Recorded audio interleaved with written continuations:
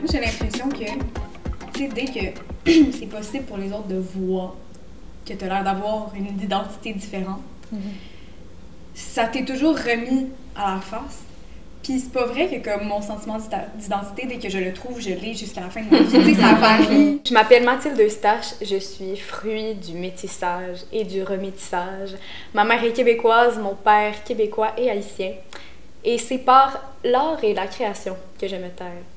Ça peut aller dans tous les sens, puis je peux plus me ressentir reliée à une culture, puis après ça, moins pour différentes raisons, tu sais, tu parlais des valeurs puis tout. Puis c'est ça qui est comme, je trouve qui est comme conflictuel, c'est que tu te fais tout le temps dire comme « Ah, ok, mais toi, t'es quoi? Parce que t'es... Déjà, je sais pas. » Je pense qu'il y a ça aussi. Puis oui, en même temps, ce désir de faire « Non, mais je suis ça, puis je suis ça, puis c'est... » Ouais. Comme tu disais, c'est vrai que c'est jamais ma famille, moi, qui me demande « Tu te sens plus ça? » Ils s'en foutent, là. Ben, tu sais, je veux dire, on est là. Puis c'est tout le temps les autres, c'est ça. Mais toi, tu te sens comment? Toi, t'es-tu plus québécoise? T'es-tu plus... Puis là, tu sais, moi, j'ai comme plusieurs origines en dedans de moi. Je m'appelle Gaïa Sheratnakshi. Je suis d'origine maroko-italienne, iranienne et québécoise. Moi, je suis née au Québec, mais mes parents sont pas d'ici. Je sais pas à quoi je m'identifie à travers toutes ces cultures-là, mais je suis juste contente de les avoir. Mes racines sont pas enracinées ici. J'ai juste l'impression d'avoir des racines libres. Donc, je dirais que je me terre en moi-même.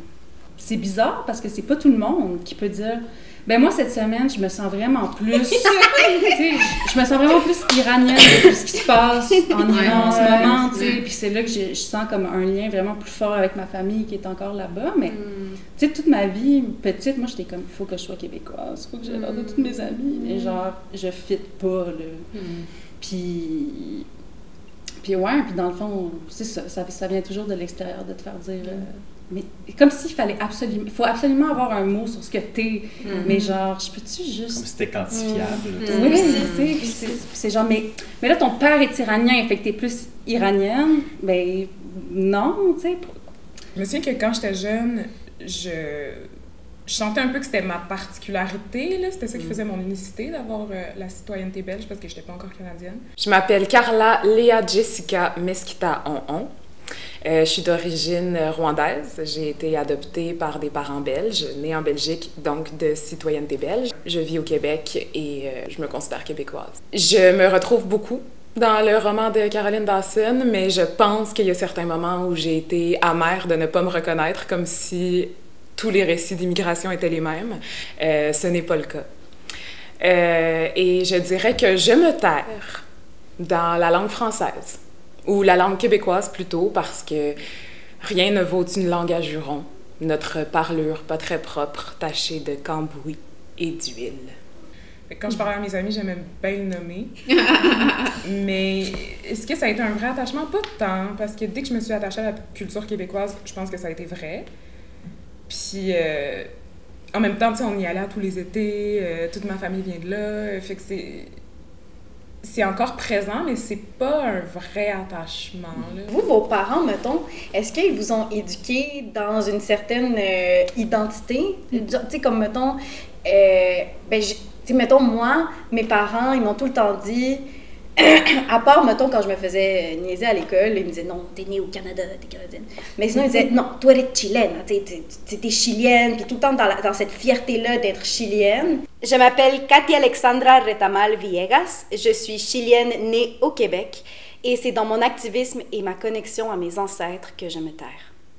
Puis après ça, ça a fait que, je parle bien espagnol, j'ai les mêmes codes, que, tu sais, puis je suis super connectée à ma culture, mais après ça, en même temps, ça faisait ce gap-là avec les autres enfants, puis j'étais comme, OK, mais là, moi, j'arrivais à l'école fière de dire que j'étais chilienne, mais je souffrais de pas être assez québécoise, Puis justement, je voyais genre la différence entre, mettons, mes parents qui ont fait ce choix-là, qu'à la maison on parle espagnol, que genre qu'on regarde les matchs de soccer ensemble, qu'on mange des empanadas, tu sais, tout ça, versus des parents qui ont décidé non, d'éduquer leurs enfants pour qu'ils s'intègrent mieux, mettons?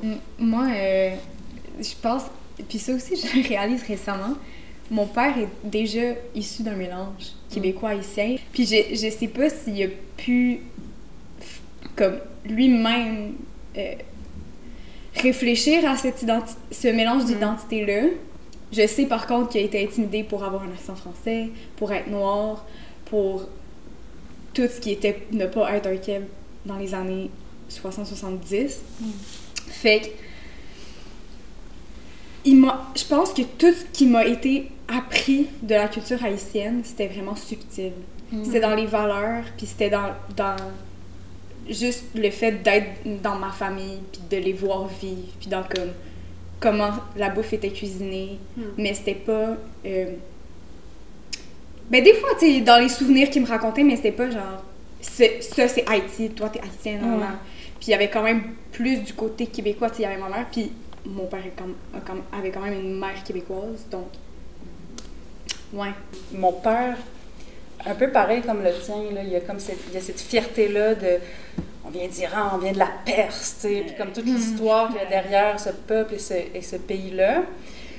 Tandis que ma mère, elle, c'était plus comme, non, on est ici, tu sais, on va s'intégrer ici. Fait qu'on n'a jamais appris les autres langues, mon frère et moi, puis la religion aussi.